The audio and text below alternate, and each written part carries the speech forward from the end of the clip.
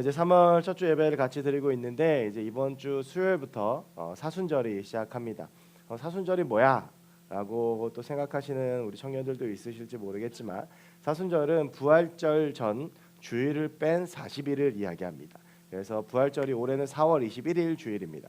4월 21일 주일이 부활절인데 그 부활절 전에 40일.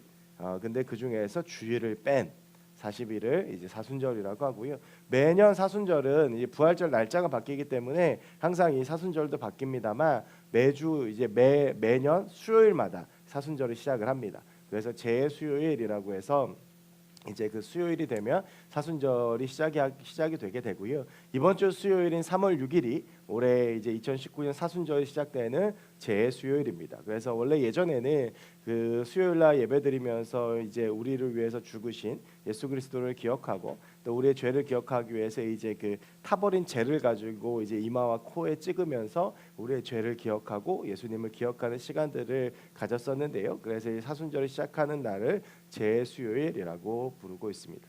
그래서 이제 이번 주 수요일부터 사순절이 시작이 되는데 이 사순절의 의미는 그런 것입니다. 예수님께서 우리를 위해 십자가에서 죽으셨고 그리고 주님께서 우리의 죄 때문에 고난을 받으셨는데 그 고난을 기억하자라고 하는 것입니다. 그래서 이제 보통 사순절 40일 특별 새벽기도회를 많이 하죠. 그래서 우리 교회도 이제 우리 교회는 이제 사순절 전인 내일부터 이틀 전부터 사순절 특별 새벽기도회가 들어갑니다. 그리고 우리 청년부에서도 이번 사순절은 좀 주님을 잘 기억하면서 보내자라는 취지에서 이제 뭐 경건훈련이라고 이름은 붙였습니다만 경건훈련이라기보다는 주님과 더 가까워지기 위한 훈련들을 이번 주 수요일부터 시작을 합니다. 그래서 들어올 때 주보에 이 안에 정성스럽게 코팅되어져 있는 점검표를 받으셨을 것입니다. 그래서 이 점검표를 보시면 이 점검표에 총 3칸이 있는데 출석이라고 제일 윗칸에 있죠. 이건 새벽기도입니다. 새벽기도에 출석하는 것이고요. 두 번째 금식은 식사 금식이 아니고 밑에 보면 나와 있지만 미디어 금식입니다. 그래서 그 미디어 금식에 대해서 밑에 있는데 어제 리더들하고 이걸 먼저 공유했는데 리더들은 도저히 불가능하다라고 이야기를 했습니다.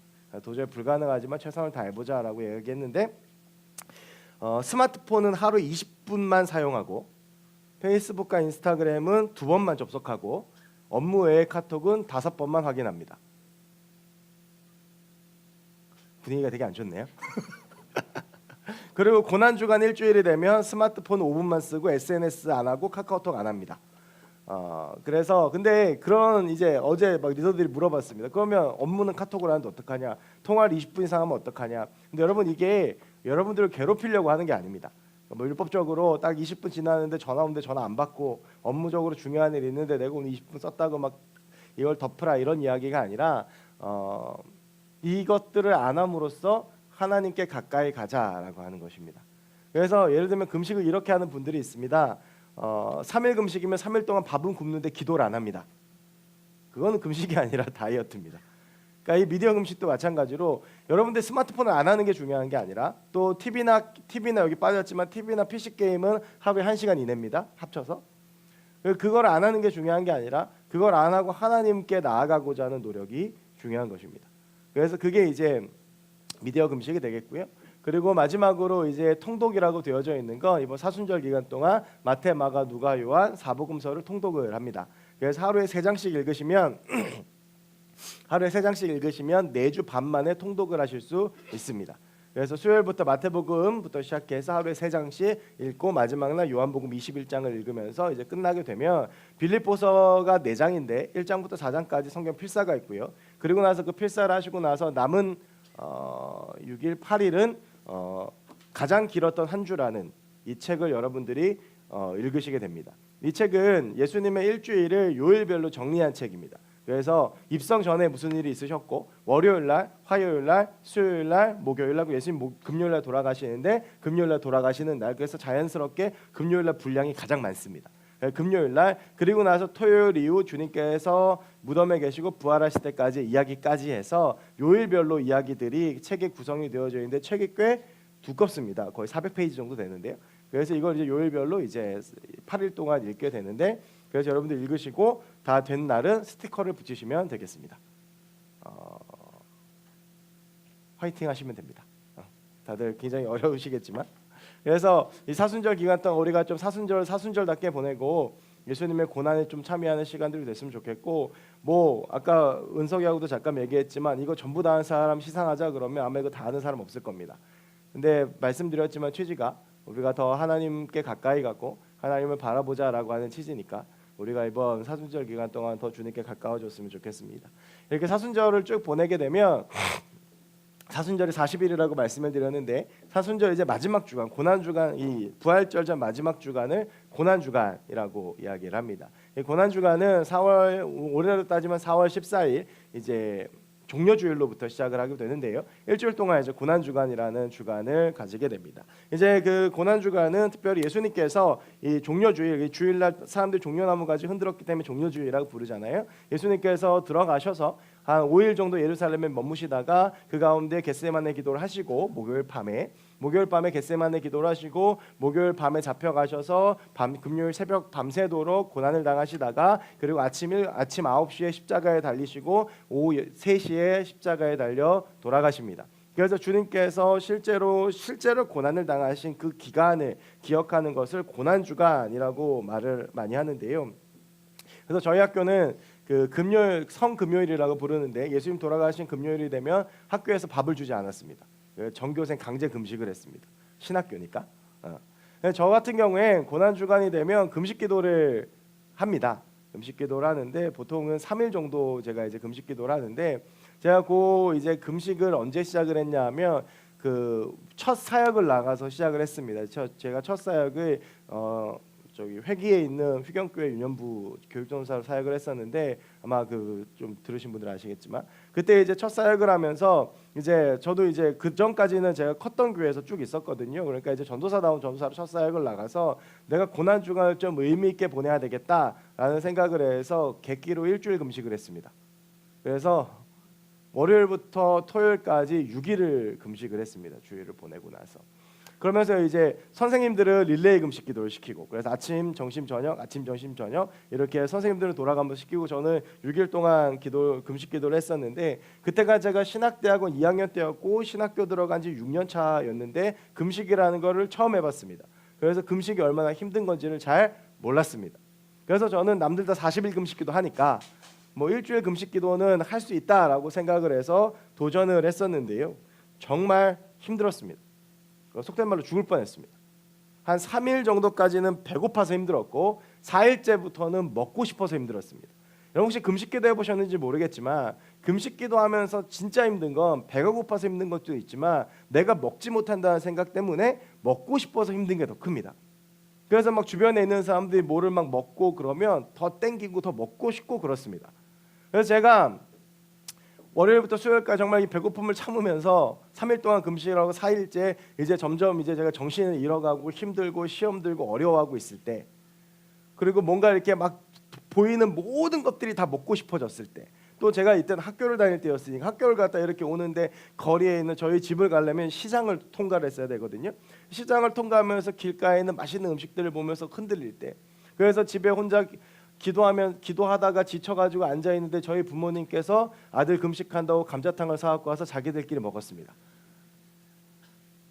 그 냄새와 그게 얼마나 먹고 싶은지, 금강산 감자탕. 그래서 내가 진짜 금식만 끝나면 저 감자탕을 먹어야 되겠다, 이런 생각이 아주 마음속에 있었는데요. 그래서 여러분 제가 어쨌든 그 고비를 넘기고 토요일까지 금식을 했습니다. 그리고 나서 저는 그렇게 부활절이 기다려졌던 적이 처음이었습니다. 부활절 아침이 되면 내 금식이 끝나니까. 여러분 그래서 부활절의 감격을 다시 회복하고 싶으시고 부활절을 기쁘게 보내고 싶으시면 고난주간에 며칠 금식 한번 해보십시오. 그럼 정말 부활절이 기다려집니다. 근데 이제 부활절 날은 뭐 정신없고 그러니까 뭐 이렇게 배가 고픈 것도 있고 막 이리저리 왔다 갔다 했습니다. 그리고 나서 딱 집에 가자마자 제가 뭘 했겠습니까? 그렇죠. 금강산 감자탕을 가서 감자탕을 혼자 중짜를 먹었습니다. 그리고 그날 장염이 걸려서 3일 동안 또 아무것도 못 먹었습니다. 이게 일주일 정도 금식을 하면요 바로 밥을 먹으면 안 되고 한 2, 3일 정도 죽을 먹어야 됩니다. 보식이라고 하는데 속이 완전히 이제 다 비워졌기 때문에 이렇게 조금 속을 달래고 밥을 먹어야지, 안 그러면 속이 난리가 납니다. 그래서 결과적으로는 제가 9일인가 밥을 그때 못 먹었던 적이 있습니다. 되게 힘들었었는데요. 올해도 이제 고난주간 되면 해야 되는데 벌써부터 걱정입니다. 근데 어쨌든 제가 이렇게 굶는 이야기, 밥 안 먹은 이야기 계속 말씀드리는 이유가 오늘 본문 보시면 줄이고 목마른 것에 관한 이야기이기 때문에 그렇습니다. 오늘 본문에 보면 저는 이제 밥에 줄인 이야기 또 먹는 것에 줄인 이야기를 했지만 오늘 예수님께서 산상수훈 8복 네 번째 말씀으로 무슨 말씀을 하시냐면 의에 줄이고 목마른 자는 복이 있다라고 하십니다. 우리가 보통 줄인다라고 하는 것, 굶주린다 하는 것은 먹을 것에다 씁니다. 그리고 목마르다라고 하는 것은 갈증이 날 때 물이나 음료를 마실 때 씁니다. 그런데 오늘 주님께서는 먹을 것에 굶주리고 물에 목마른 것이 아니라 의에 줄이고 목마른 자에게 복이 있다라고 말씀을 하십니다. 그렇다면 오늘 우리 주님께서 말씀하신 이 의가 무엇인지에 대해서 먼저 알아보는 것이 중요할 것 같은데요. 여기서 말하는 이 의는 그 한문으로 바꾸면 오를 의자입니다. 제 이름의 가운데 들어간 의자가 오를 의자입니다. 이 오를 의자의 이 옳다라고 하는 것은 여러분 잘 아시는 대로 옳고 바른 것, 맞는 것을 이야기합니다. 우리의 행위적인 측면으로 본다면 윤리적이고 도덕적인 것을 말합니다. 그것을 우리가 의라고 합니다. 옳게 행하는 것, 그리고 모든 사람들이 상식적으로 맞다라고 생각하는 것을 행하는 것. 자, 그렇다면 오늘 이 본문을 그렇게 해석을 문자로 해석했을 때 과연 윤리적이고 도덕적이고 우리가 보기에 올바르게 행위를 하면서 사는 자에게 복이 있다라고 하는 것이냐라고 하는 것입니다. 그런데 마태복음 5장의 전체에 나오는 모든 말씀들은 다 어떤 행위적인 측면보다는 우리의 마음적인 측면에 초점이 맞춰져 있습니다. 물론 사항들에 따라서 어떤 행위에 대한 부분들도 있을 수는 있겠습니다만 이후에 나오는 예수님의 율법 개정의 문제들로 봤을 때도 어떤 율법적이고 행위적인 측면보다는 마음으로 어떠한 마음을 품는지 또 우리의 영적인 생활들이나 우리가 예수 믿는 사람으로서 우리의 마음가짐에 대한 이야기들을 다루고 있는 것이 많습니다. 그러니까 단순히 이 의라고 하는 것이 우리의 행위의 옳고 그름을 이야기하는 것으로 그치지는 않을 것이다 라고 하는 것이죠. 오늘 이 의라고 하는 이 헬라어 원어를 보면 디카이오시네라고 하는 말입니다. 이 디카이오시네라고 하는 말에는 공정함, 정의, 그리고 또 한 가지가 하나님이 받으실 만한 조건이라고 하는 뜻이 있습니다. 그러니까 공정함, 정의는 뭡니까? 앞서 말씀드렸던 좁은 의미에서 보면 개인적으로 올바로 사는 것, 윤리적으로 도덕적으로 사는 것을 말합니다. 그런데 이것의 또 다른 의미는 뭐냐 하면 하나님께서 받으실 만한 조건이다라고 하는 것입니다. 그러니까 의에 줄인다라고 하는 것에는 좁은 의미로는 우리가 올바로 살아가는 것을 포함하지만 넓은 의미로 봤을 때 또 영적인 의미로 봤을 때에는 하나님이 받으실 만한 조건을 굶주리고 목말라 하면서 사는 것을 의미한다라고 하는 것입니다. 그렇다면 하나님께서 받으실 만한 조건이 무엇인가? 제가 아까 여기서 말하는 의가 디카이오시네라고 하는 헬라어라고 말씀드렸는데 이 디카이오시네라는 헬라어의 어근을 보면 이 어근은 디카이오스라고 하는 말에서 디카이오시네라는 말이 옵니다. 그러니까 디카이오스라는 말이 조금 발전이 돼서 디카이오시네라고 하는 의라는 말이 되는데 원래 의미인 디카이오스라고 하는 말을 보면 이 디카이오스에는 공정하다, 올바르다라는 말과 함께 거룩함이라고 하는 뜻이 있습니다. 즉 앞서 말씀드린 것처럼 공정한 의로움은 디카이오시네의 공정한 의로움과 같습니다. 그런데 이 디카이오시네 하나님이 받으실 만한 조건이라는 말씀이 나오지 뜻이 있지 않습니까? 근데 이것이 그 어근의 디카이오스라는 말을 보면 그 하나님이 받으실 만한 조건으로 발전된 이 말이 원래 뜻은 거룩함이다라고 하는 뜻이라는 것입니다. 즉 이 말은 이렇게 바꾸어 볼 수가 있습니다. 하나님이 받으실 만한 조건이라고 하는 것은 거룩함을 의미한다고도 볼 수 있다라고 하는 것입니다. 레위기 11장 45절에 보면 하나님께서 우리 가운데 이렇게 말씀하셨습니다. 내가 거룩하니 너희도 거룩하라. 성경에는 무수히 많은 하나님의 명령들이 있지만 하나님께서 내가 이러니까 너희도 이래야 된다라고 제시한 말은 딱 여기 한 군데밖에 없습니다. 우리 가운데 이렇게 해야 된다, 이런 것들이다라고 말씀하신 것들은 많지만 내가 이러니까 너희도 이렇게 해야 된다라고 하는 것은 레위기 11장 45절에 나오는 내가 거룩하니 너희도 거룩해야 된다라는 이 말이 거의 유일합니다. 여러분 이 레위기는 잘 아시는 대로 이스라엘 백성들의 율법들이 쭉 목록들, 율법의 내용들이 축약된 축약집입니다. 그런데 여기서 이 하나님께서는 정결법에 대해서 쭉 이야기를 하시다가 앞서 제사와 정결법에 대해서 쭉 얘기하게 하시다가 무슨 말씀을 하시냐면 내가 거룩하니 너희도 거룩하다라고 거룩해라라고 말씀하시는 것입니다. 즉 이 말은 아까 말씀드렸던 하나님이 받으실 만한 조건, 하나님이 찾으실 만한 조건이 거룩함과 같은 의미라고 하는 것을 뒷받침하는 말이라고 볼 수 있다라고 하는 것입니다. 하나님이 찾으시는 사람은 어떠한 사람이냐? 하나님이 받으실 만한 조건을 가진 사람은 어떠한 사람이냐? 거룩한 사람이다라고 하는 것입니다. 즉 오늘 말하는 이 의라고 하는 것이 개인적인 의미, 좁은 의미에서는 올바른 행동, 윤리, 도덕 이런 것들로 볼 수 있겠지만 하나님의 입장, 영적인 입장 우리가 볼 때 이것은 거룩함이라고 해석할 수도 있다라고 하는 것입니다. 그래서 오늘 이 의에 줄이고 목마른다라는 이런 보면 조금 뜬구름 잡는 것 같은 큰 이야기를 조금 더 우리가 잘 표현할 수 있는 언어로 좁혀서 설명을 하자면 거룩함을 구해야 된다라고 하는 것입니다. 즉 우리가 팔복은 우리가 어떻게 하나님 나라의 사람으로 살아갈 수 있는가라고 하는 것인데, 그래서 앞서서 마음이 가난한 것, 애통하는 것, 온유한 것에 대한 이야기를 나눴지 않습니까? 그리고 오늘은 그 하나님의 나라의 사람이 되기 위해서 갖춰야 되는 또 하나의 조건이 뭐냐 하면 거룩함이라고 하는 것입니다. 그럼 여러분 거룩함은 무엇입니까? 여러분 모든 단어는 그 단어를 들었을 때 떠오르는 이미지가 있습니다. 예를 들면 지난주에 말했던 온유함이라고 하는 이미지는 어떤 이미지입니까? 굉장히 유순하고 착하고 화안내고, 그러니까 이게 단어의 이미지죠. 이 거룩한 것에도 단어의 이미지가 있습니다. 제가 학교 다닐 때 저희는 말씀드렸듯이 신학교였으니까 이 거룩하다라는 말을 우리가 홀리하다라는 표현을 많이 썼습니다. 근데 정말요, 이 홀리하다라는 말을 듣는 사람을 보면 정말 홀리합니다. 목소리만 들어도 뭔가 이렇게 홀리한 느낌이 듭니다. 이렇게 인상을 봐도 뭔가 홀리한 느낌이 듭니다. 그러니까 그런 분들이 이제 나중에 신학교 졸업하고 목회자가 되면 목소리만 들어도 목사님인 것 같고, 이렇게 외형만 봐도 목사님인 것 같고, 제가 정말 부러워하는 사람들입니다. 이렇게 딱 목소리, 여러분 그거 아세요? 내가 지금 표현은 안 되는데 왜냐하면 그런 목소리를 못 내니까. 그런 목소리도 못 내는데 가뜩이나 목까지 지금 맛이 가가지고 더 이상하니까. 그런데 왜 어떤 목사님들 중에서 말만 하면 이분 목사님이다라고 생각되어지는 분이 있잖아요. 저는 그런 분들이 너무 부러워요. 그래서 우리가 그런 분들을 보면 딱 무슨 생각을 하면 저분 홀리하다, 거룩하다 이런 생각이 듭니다. 저는 그렇게도 보이고 싶은 생각이 별로 없습니다. 아니 그런 걸 바라지도 않습니다. 그냥 노방전도하는 사람들이 저한테 전도지만 안 줬으면 좋겠습니다.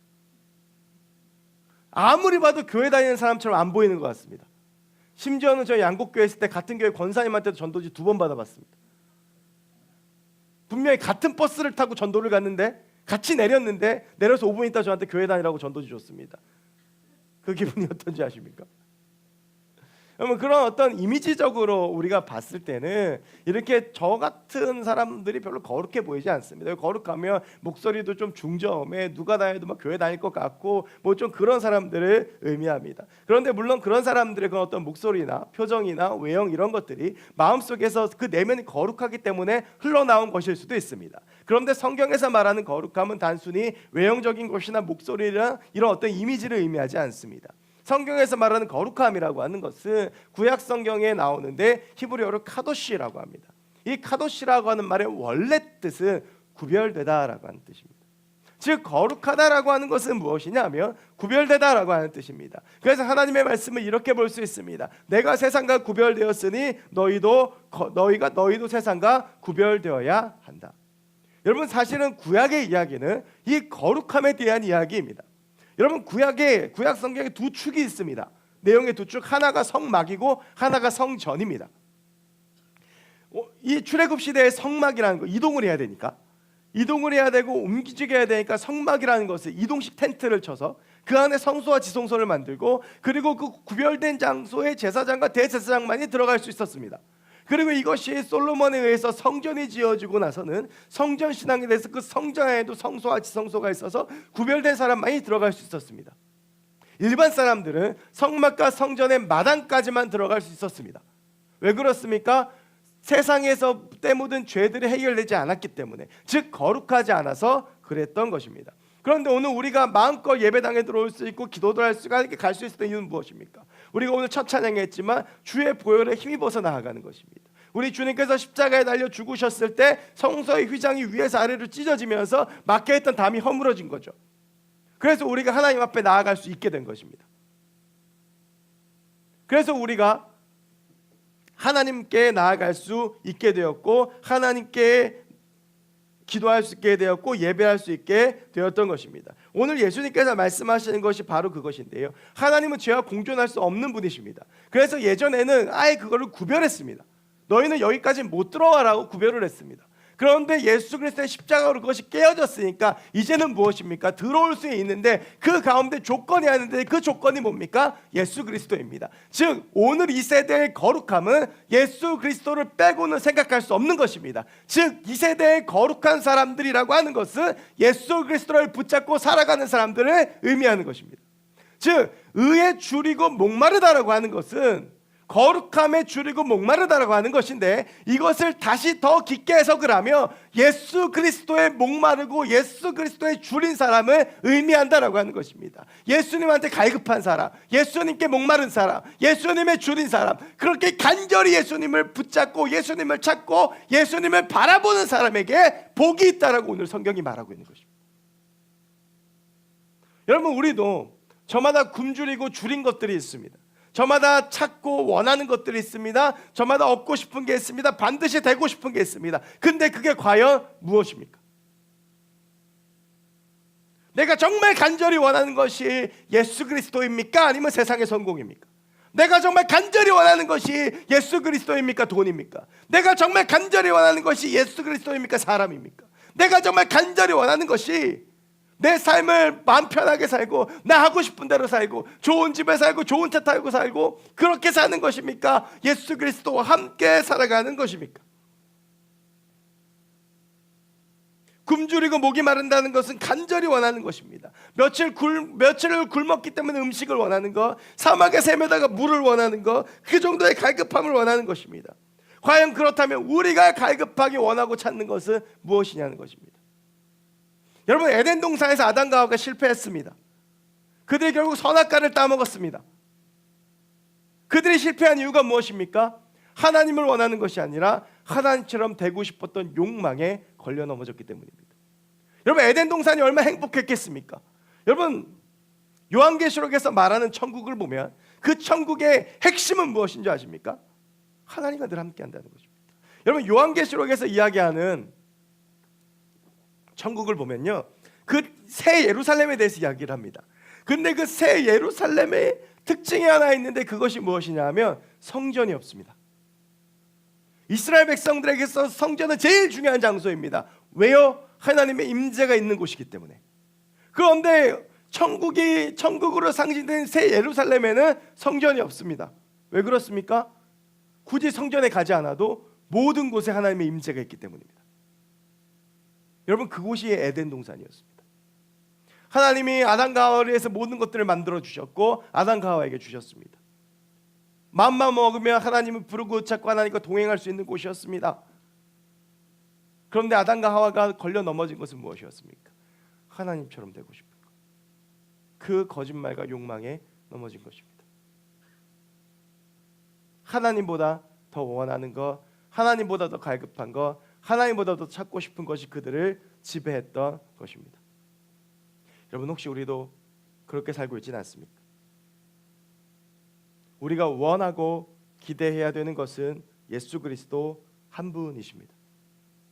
그리고 그분을 얻기 위해서라면 세상의 모든 것을 다 포기할 수 있어야 됩니다. 그리고 그분을 얻기 위해서 세상의 모든 것을 다 포기하고 세상과 구별된 됨을 살아가는 것, 그것을 거룩함이라고 합니다. 세상 사람들 다 이러니까 괜찮아? 세상 사람들 다 맞다고 하니까 괜찮아? 죄도 하는데 뭐, 왜 나만 유독? 여러분, 그게 거룩함입니다. 우리 주님께서 제자들에게 너희가 나를 따르려거든 자기를 부인하고 너희 십자가를 지고 따르라고 말씀하셨습니다. 여러분, 자기 십자가를 지는데 전제 조건이 뭡니까? 나를 부인하는 겁니다. 나를 부인하는 건 뭡니까? 나의 욕망, 나의 자아, 나의 생각, 나의 마음, 내가 가지고 있는 모든 것들 다 십자가 앞에 내려놓고 따라가라고 하는 것입니다. 그 모든 것들 다 내려놓고 세상이 원하는 소리와 세상의 기준과 세상의 소리들을 따라가는 것이 아니라 세상 기준에 맞춰 사는 것이 아니라 하나님 따라가고 하나님 붙잡고 하나님과 함께 걸어가려고 하는 것이 우리 예수님의 말씀이었습니다. 여러분, 그리고 그 말씀은 오늘 우리에게도 주어집니다. 우리는 세상과 구별된 삶을 살아가야 합니다. 그럼 세상과 구별된 삶을 어떻게 살아갈 수 있습니까? 예수 그리스도 붙잡고 살아가는 것입니다.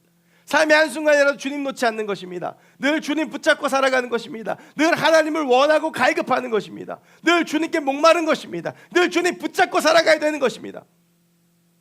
여러분, 그러면 이거 안 힘듭니다. 딴 거 다 포기하고도 주님하고 가까워지고 주님 앞에 나아가고 주님과 함께 살기를 원하는데 하루에 성경 3장 읽고 스마트폰 1시간 줄이고 기도하고 성경 읽고 하는 게 어렵겠습니까? 이미 나는 원하는 게 다른 게 있는 겁니다. 그리고 내가 원하는 거 다 하고 나서 시간 남으면 해드릴게요 입니다. 내가 원하는 거, 내가 하고 싶은 거, 내가 구하는 거 얻고 나서 그리고 나서 하나님은 나머지입니다. 하나님이 먼저가 아니라 하나님이 전부가 아니라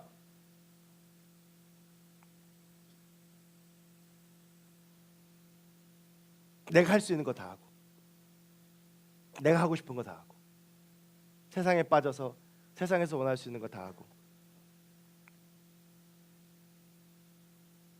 시간 없으십니까? 하루에 컴퓨터 게임 몇 시간 하십니까? 하루에 TV 얼마나 보십니까? 하루에 스마트폰 얼마나 하십니까? 친구들 만나서 떠드는 시간은 얼마나 됩니까?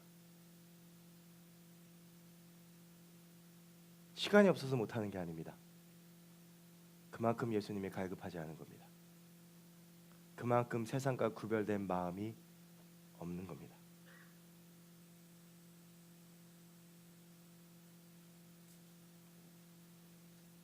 그 거룩함이 우리의 삶 가운데 이루어질 때 아까 말씀드렸던 작은 의미의 개인적인 삶의 변화도 찾아오는 것입니다.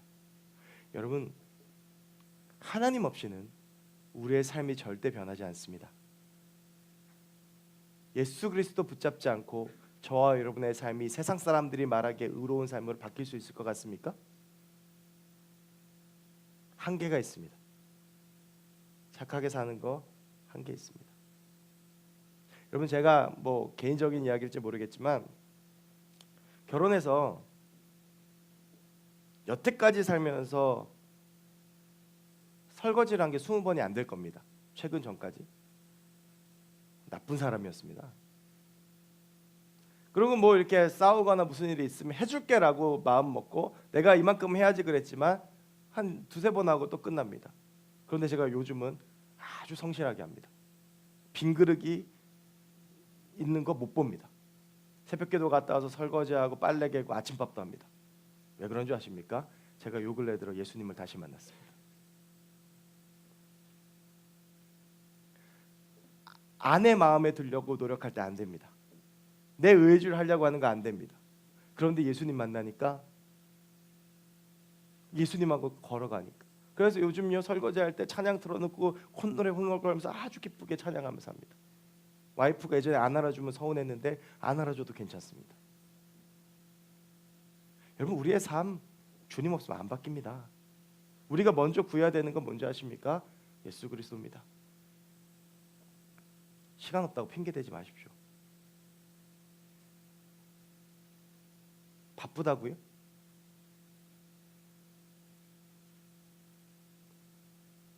바쁘면서 할 건 다 하지 않습니까? 하고 싶은 거 다 하지 않습니까? 그냥 그만큼 지금 내가 굶주리고 목마르지 않은 겁니다. 예수님한테. 그것뿐인 겁니다. 여러분, 일주일 동안 여러분 애들이 밥 투정하면 애들 밥 잘 먹게 하는 방법 뭔지 아십니까? 저희 아버지가 썼던 방법입니다. 굶기면 됩니다. 한번 어머니가 해주신 밥 투정했더니 숟가락 뺏고 제 밥그릇 엎은 다음에 3일 동안 밥 안 주셨는데 뭘 주든지 그 다음부터 미친 듯이 먹었습니다. 어렸을 때. 여러분, 그게 굶주림입니다. 여러분, 정말 예수님이 그 정도로 여러분 삶에 필요합니까? 정말 그렇게 예수님을 바라고 원하십니까?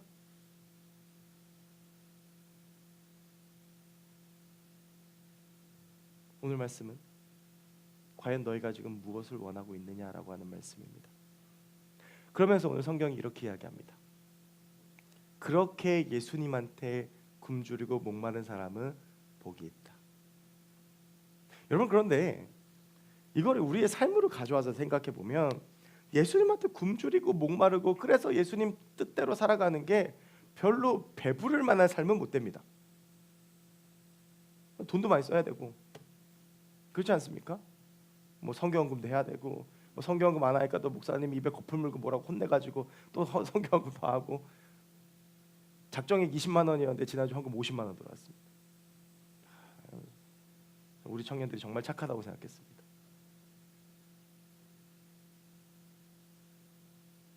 여러분, 선한 사마리아인의 비유를 보시면요, 강도 만난 사람이 있었지요. 그런데 그 강도 만난 사람이 첫 번째 만난 사람이 누구였습니까? 대제사장. 두 번째가 레위인이었습니다. 바쁘다는 핑계로 그냥 지나갔습니다. 세 번째 만난 사람이 사마리아인이었습니다. 그 당시에 사마리아인은 모든 사람들한테 손가락질 당하고 사람으로 인정받지 못하던 사람입니다. 그런데 그 선한 사마리아인이 지나가다가 이 사람을 놓치지 못하고 어떻게 됩니까? 여관에다 갖다 주고 데려다 주고 돈도 지불하고 부족한 게 있으면 내가 오는 길에 계산해 주겠다. 시간, 돈 다 드립니다. 정말 예수님 붙잡고 살아가는 삶은 손해보는 삶입니다. 희생해야 되는 삶입니다. 뭐 제가 아까 잠깐 말씀드렸지만 또 저희 와이프 집안 얘기한다고 집에 가서 또 뭐라 그럴 건데, 설거지하면 아침에 그 새벽기도 갔다 와서 잠깐 자는 그 잠의 꿀맛 같은 시간 여러분 혹시 아십니까? 한번 이번 사순절 새벽기도회 때 새벽기도 하시고 30분만 집에 가서 주무셔 보십시오. 그렇게 행복할 수가 없습니다. 그런 거 포기해야 되는 겁니다. 그런데 과연 예수님께서는 뭐가 배부르다고 하는 것인가? 예수님 붙잡고 살아가는 삶이 그닥 배부를 게 없는데,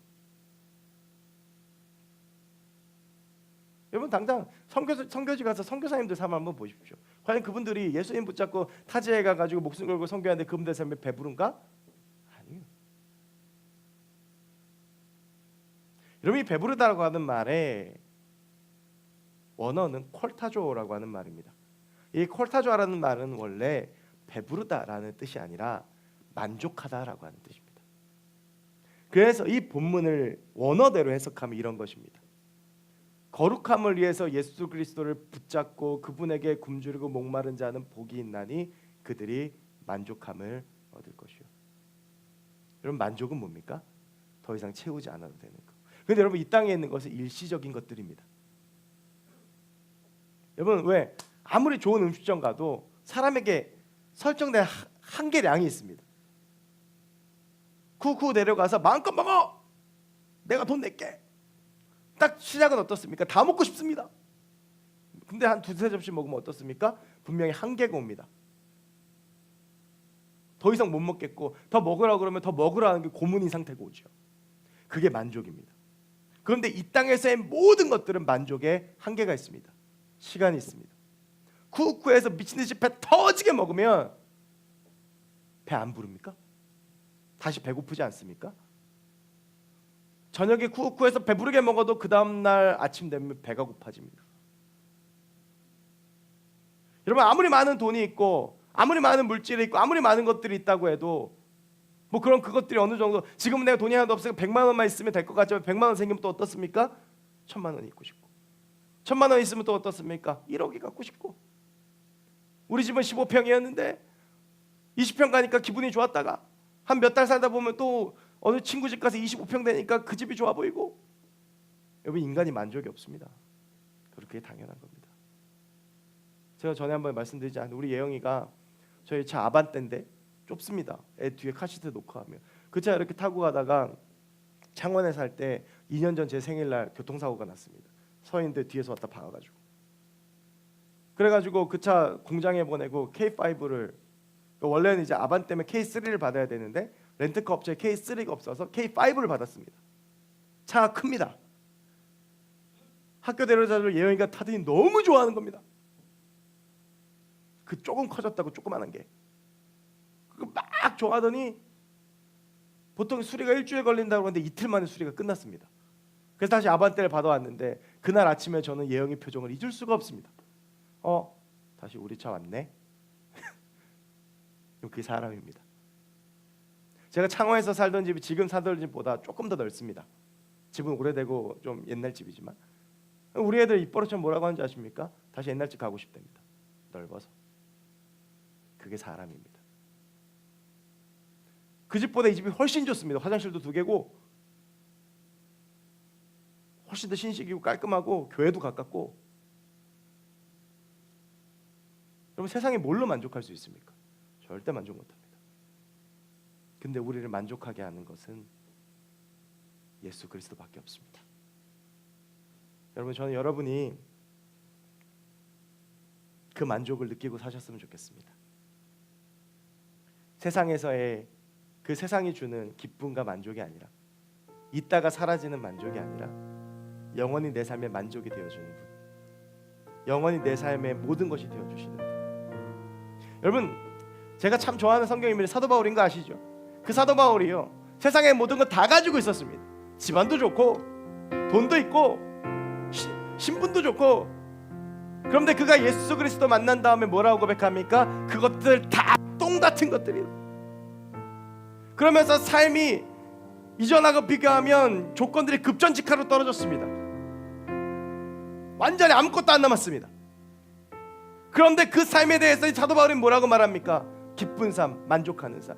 여러분 이번 사순절 때 왜 빌립보서를 필사하는 줄 아십니까? 빌립보서 2장에 보면 우리를 위해서 이 땅 가운데 오신 겸손한 예수님에 대해서 기록하고 있습니다. 그러면서 이 빌립보서라는 책은요 사도 바울이 로마의 차디찬 감옥에서 2차 투옥 중에 죽음을 기다리면서 빌립보 교인들에게 쓴 편지입니다. 그런데 그 빌립보 교인들에게 쓰는 편지에 바울이 뭐라고 쓰는지 아십니까? 아무것도 염려하지 말고 오직 기도와 간구로 모든 지각에 뛰어하신 너희 하나님께 아뢰라. 내게 능력 주시는 자에서 내가 모든 것을 다 할 수 있다. 감옥에서 죽음 기다리던 사람이 쓴 편지가 빌립보서인데 오히려 감옥 밖에 있는 사람들에게 기뻐하라고 말하고 걱정하지 말라고 말하고 다 괜찮다, 만족한다. 내가 궁핍에도 처해봤고 빈곤에도 처해봤고 감옥에도 갇혀봤고 부자에도 봤지만 내게 능력 주신 자에서 내가 모든 것을 할 수 있다라고 그렇게 고백하고 있는 것입니다. 왜요? 예수님이 계시기 때문입니다. 여러분 청년들의 눈을 들어보면 세상에 얼마나 가지고 싶은 게 많고 누리고 싶은 게 많고 하고 싶은 게 많고 붙잡고 싶은 게 많습니까? 그러나 그것들이 우리의 삶에 무엇을 줄 수 있습니까? 일시적인 만족, 기쁨, 쾌락 줄 수 있습니다. 이 땅을 살아가는 동안 나에게 편리함을 줄 수 있습니다. 그러나 언젠간 사라지는 것들입니다. 내 영혼을 만족해 하시는 분, 내 삶을 만족해 하시는 분 우리 주님밖에 없습니다. 여러분 세상이 그 어떤 것도 아니라 오직 그 주님께만 굶주리고 오직 그 주님만 갈급하며 오직 그 주님만 붙잡고 사는 저와 여러분들이 됐으면 좋겠습니다.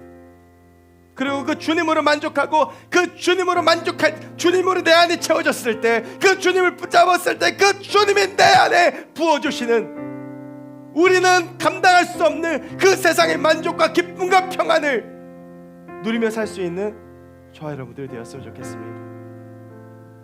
여러분 우리가 세상을 붙잡고 기쁨으로 살아가지만 그 속에서 세상은 늘 우리를 마음 아프게 하고 마음 상하게 합니다. 늘 우리를 아프게 하고 늘 우리를 넘어뜨립니다. 마치 신기루처럼 이것만 붙들면 되는 것처럼 흔들지만 막상 붙잡으면 아무것도 아닙니다. 그럼 우리가 의에 줄이고 목마를 때 주님께서 우리를 채워주실 줄로 믿습니다. 우리 함께 말씀 기억하면서 마음이 상한 자를 같이 찬양하시겠습니다.